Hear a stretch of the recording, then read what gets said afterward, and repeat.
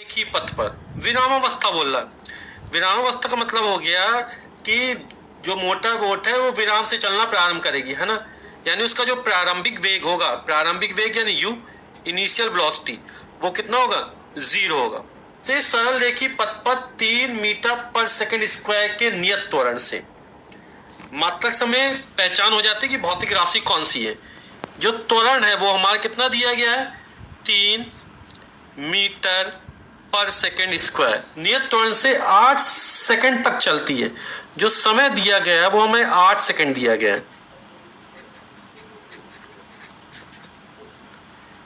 इस समय अंतराल में मोटर बोट कितनी दूरी तय करेगा। मोटर बोट के द्वारा चली गई दूरी एसएम की वैल्यू हमें ज्ञात करनी है। तो गति का हम ऐसा समीकरण यूज करते हैं जिसमें यू भी हो, ए भी हो, टी भी हो, एस भी हो।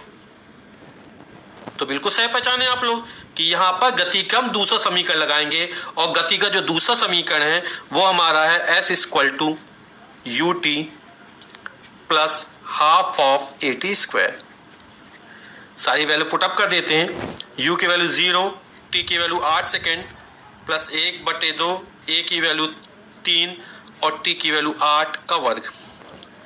तो इसको हल करते हैं। 0 8 का गुणा करेंगे 0 हो जाएगा हमारा, प्लस ये हो जाएगा हमारा 1/2 गुणा 3, 8 का वर्ग 64, 64 में 2 का भाग जाएगा तो आएगा 32।